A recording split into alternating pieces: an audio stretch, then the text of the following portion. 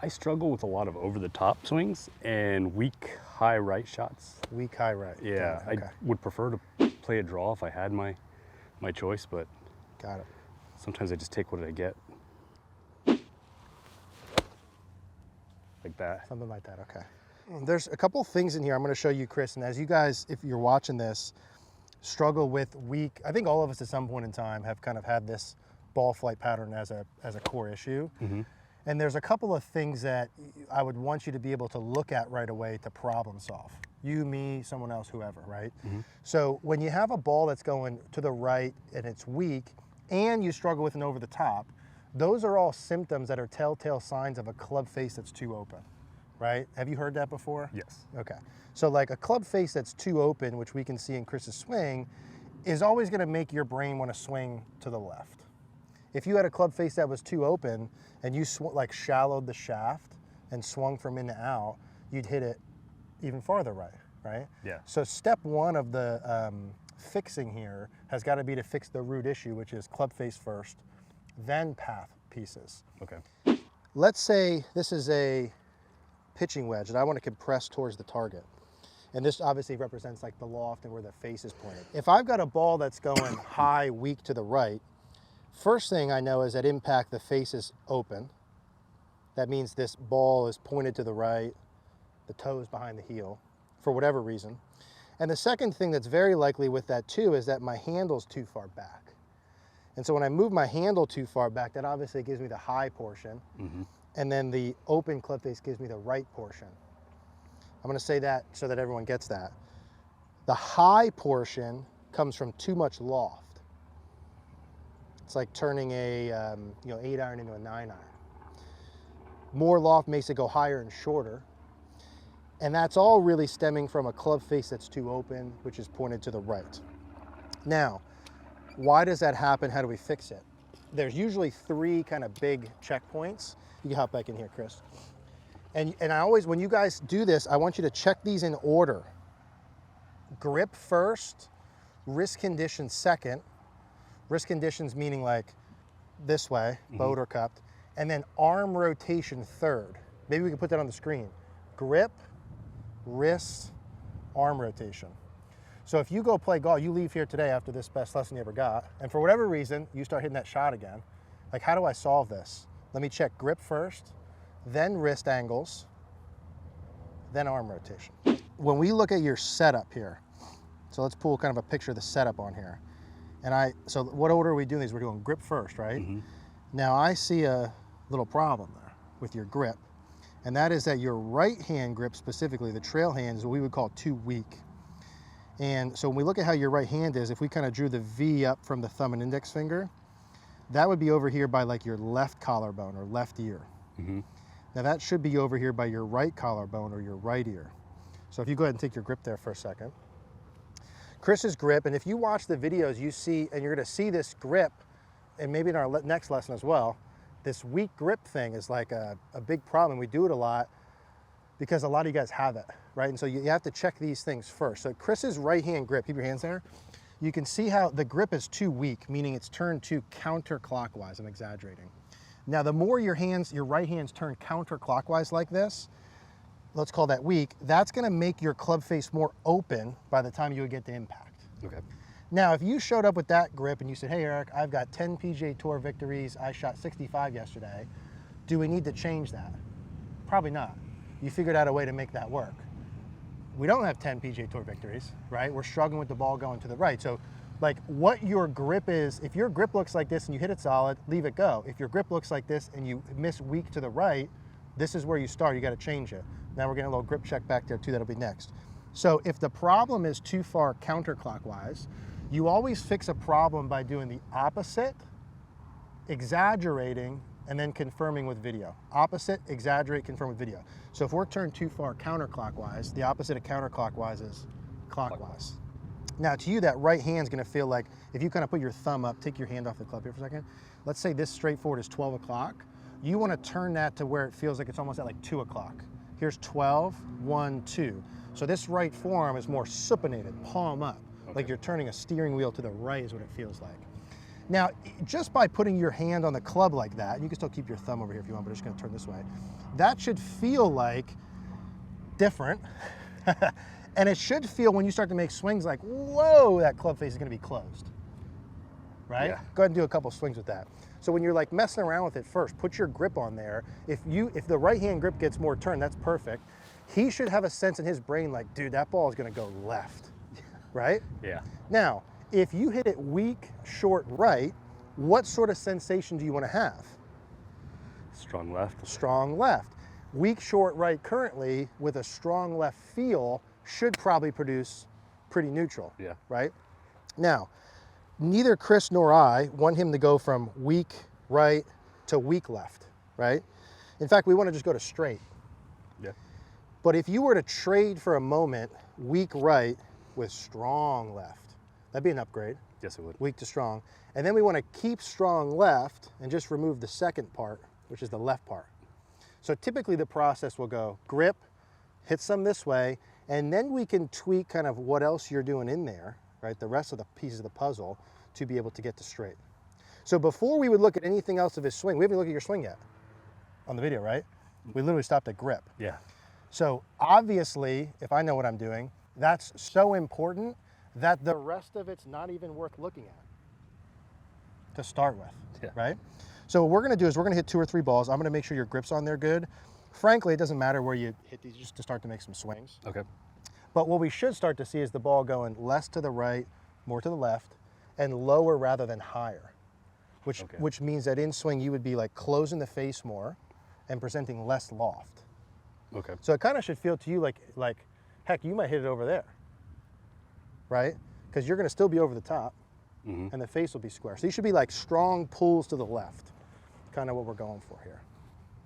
And every time we're just gonna re-grip this. Now this left hand grip is negotiable. We're gonna leave that go for a moment. We may turn that as well, but the right hand grip is the one that's non-negotiable for us, right about there, good. Excellent job. In fact, I'm gonna just take a little, move that left hand, so right there. So when we were to look at this, if we kind of close in on this, the V's here would now be over by your right collarbone. And that's the piece that you wanna look at if you're checking this on mirror video, okay? So one more practice swing without a ball with that grip on there like that. Good. You got to kind of be like willing to be uncomfortable for a couple swings here, right? But once your brain hits a couple of these solid, it'll.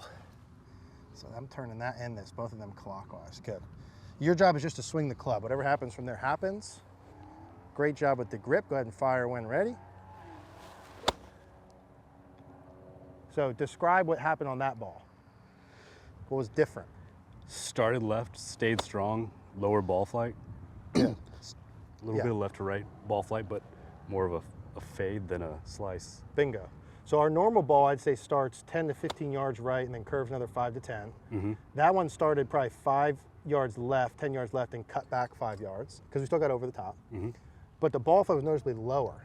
And I bet if we were tracking that, we'd start to see some distance pick up. So let's say we would continue doing this for like another 100 balls, right? But effectively, when you want to change your ball flight, you have to change the club face. Yeah. Right? To change the club face, you go grip, wrist, arm rotation, right? Grip is always going to change it the fastest. Now, what Chris needs to do, and if you're changing this in reality here, right, we can only do so much. You need a period of time for your brain to see that enough to then make change number 2, which for you will be the swing plane pieces. Because at some point in time, if you close the face enough, you're going to actually start missing a little to the left. They won't cut back. It's going to be pull left, pull left, pull left, pull left. And then as a smart man, if I said, hey, you're now pulling them straight to the left, your grip is good, your club face is good, what's the next piece that we have to fix? Inside out instead of, or shallow with my swing out. Exactly. Fix the over the top, start swinging from inside. Wouldn't that be a lot easier if your club face was already closed? Now, the second piece I would do after this to get rid of the weak right would be the swing plane pieces. A little bit of work to do there at the top of the backswing. So what we see there with Chris, there's a little bit too much your spine moving towards the target. Now, when you move towards the target on the way back, that's always going to want to make you swing more over the top. In theory, if you're someone like I tend to go too far this way, the opposite of you. My spine moves away from the target. That would make me swing the most from inside. So this would be a worthwhile thing to tackle as we go. If we drew, like if we pull up the top of backswing for Chris and we drew a dot on like the center of the hips and the center of the sternum, you see how that line would be towards the target. You want those to be kind of right on top of each other, or the chest should be slightly farther away from the target than the belt buckle. So in your backswing, take your setup here for a second. Well, we would want to work to the top. Go ahead up to the top. You want to feel like your chest is a little bit more this way. Okay. Now, similar to the grip, you're gonna feel like, oh my gosh, am I over here to the right? Yeah. And then go ahead and relax. In reality, all we're trying to do is just get you right on top of each other. Do that one more time. So we're just trying to get it right on top of each other. But in the beginning, you're gonna need to feel like your head and chest go that way. You fix a problem, relax. You fix a problem by doing what? The opposite of the issue, right? Your issue is towards the target. So the opposite of towards is away. How much? Exaggerate. How much specifically, you gotta check on video. Basically just have this slightly to the right of that, yeah? And that's important because that's gonna influence the next piece for Chris, which is the over the top. So right now, like when you come in, and this is me doing this as well for like 20 years, is I would identify an issue with my swing too far inside out, let's say, and try hard to fix that, but I was never able to because there was like root shit earlier on that I never fixed. And like, you can fix them pretty quickly. It took you one swing to fix the club face. Yeah. Not fix permanently, but change the ball flight. Exactly. So it's like, man, if you struggle with something for like a decade, it could be fixed in a minute sometimes. Yeah. You know, like in reality, so you got to do the right things in the right order. So this piece would be something that's worthwhile to change. Get the chest working a little bit away from the target. But ultimately, the point of that, let's go back to here. The point of that, and because of your weak grip, we're going to see when you go back, the second piece is you see that club face gets a little too open. So the toe's getting too far behind the heel. So if we look at Chris's swing from down the line, you can see the toes behind the heel here. You would want that toe to stay on top of the heel, have the club face kind of point at the ball a little bit more, which I'll talk you through. Both of those pieces are going to help fix this, which is the shaft coming too far out, right? Shaft coming too far out. And then you do a lot of good things through the ball, really. A lot of really good things through the ball. So for you, it's grip and kind of club face, part number one. We're going to talk about how to keep the club face pointed at the ball a little bit better here. As we're doing that, we're going to get the head and chest off the target a little bit. Keep in mind, your first 30 days is just grip. So this is like lesson 2 now, hypothetically. After we would do grip, club face, head and chest off, then we would start to do the downswing pieces. And that's kind of what your blueprint will look like for the next like 12 months. Okay. Right? And you should be hitting it better, playing better all the time. So let's take your grip there for a second. We're going to talk about keeping the club face more at the ball. This will also help close the club face, lower the loft. Yeah, good job. It's always going to feel like it's going to want to go a little more this way. Good. So when you do the takeaway, and this is a sort of a simple feel you can look at, imagine there's like a laser, you know, out of this club face like this. In fact, let's not imagine there's a laser. Let's put this right on there. Okay, so let's pretend that that's pointed right about here. Now, when we do our takeaway, you need to feel like that stays pointed at it. You feel how different that is? Yeah. Okay, so see how that club face now is pointed, feels like it's pointed more at the ball, pointed down at the ground. Our normal would be to start to point that towards the camera to the right and up towards the sky. Now, for you, with a weaker grip, this ain't gonna work, right? Face is too open. This will only work for you if you had a really strong grip, because then the face will still be pointed down. It's a different video. So for you, what we want to feel here is get the grip set correctly, and then feel like the club face stays pointed more at the ground or ball. You can let this fold a little bit and relax. Good. So this stays pointed down. Toe in front of the heel. See how the toe is in front of the heel and the face stays pointed down. This stays pointed down. You with me on that? Yep. Let's do a couple rehearsals like that. Make sure your grip is good every time. It's a little bit of pain in the butt, but it's going to be worthwhile. Good. And then you're feeling like that stays pointed down at the golf ball. Let this fold a little bit. Relax. Good. Good. Let's do it again. And then effectively, you want to be repping this out and hitting balls, not until you get it correct. Good job. You kind of do it until you can't get it wrong, right? Like how long do you need to stay on this and how much you need to do it until you can't get it wrong. Keep doing that until we can't get it wrong, and then we're going to slowly add a golf ball in. Beautiful job. Now from there to the top, let's do that one more time. From there to the top, you want to feel like your chest goes away from the target a little and let your arms fold up to the top. That's effectively your backswing. That would be Chris putting in every piece that's required to make the downswing shallowing the easiest. Okay. With me? Yeah. So let's kind of work through that. A couple of reps, we'll put a ball in there. So it's kind of, it's grip, face tilted down, chest away from the target. Good. Bingo. Perfect. And when you're doing that at the moment, and this is what it requires to make a change here, you can relax, that grip shouldn't and cannot feel like easy and natural. It's not going to change. It has to feel wild how different that is. It has to feel uncomfortable. The amount the club face needs to be taken down, Chris needs to feel like, oh my gosh, that feels shut. His head and chest need to feel like a mile off the ball. Now, how you know it's not is you have to have feedback. So if you're on the range hitting and you don't have video and you're doing this, you don't know if you're doing it right or not, right? But it would take 2 seconds to check a video and say, okay, wow, that was good. Wow, I need more of that. Or wow, I need less of that. You with me? Yeah. So let's do a couple more reps and we'll put a ball in there. So the grip is turned stronger. Good. This is gonna be the part that probably is like, requires the most attention because it's like a little bit of a pain in the butt. Good. Club face stays pointed down towards the ground, head and chest off. Good. Excellent job.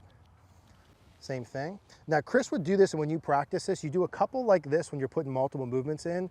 See how he's kind of pausing halfway back to feel that, and then slowly you would remove the pause. So we kind of slowly take that pause out and make it a continuous motion. Good, so now on this one, don't pause at all going back. And there's gonna be little pieces that pop up when you guys are practicing this. Don't try and get every single thing correct. Identify the biggies and get the biggies correct. Faces pointed down, head and chest off the ball. Now from there, we would start to make some little downswings, right? So let me take that little gadget off. Make some downswings, and then we put a ball in and we start to measure it. So club grip is strong, club face is tilted down, head and chest off the target, swing through. And I would bet as he goes through, probably like 80% of the downswing stuff will, I'll say, fix itself, or at least start to change the pattern. Yeah, exactly. So you're not gonna have to feel like you're going so far in and out. Does that make sense? Yeah. So your homework really is like, change the grip. And then as you're changing the grip, keep the face pointed down, head and chest off, and just swing. And then after 7, 30, 60 days, you would look at that and be like, okay, hey, now we're ready to start to slowly add in a little bit of the path pieces. And the path pieces really out of all this should be the easiest, because you'll be in a position to be able to do it. And there's a million ways to do that. But does it make sense why like your brain hasn't wanted to change that? Yeah, it does. Makes a lot of sense. Yeah, okay. So let's just hit one with that. So we have the grip turn stronger. You're feeling the face pointed down towards the ground, head and chest off the target a little bit.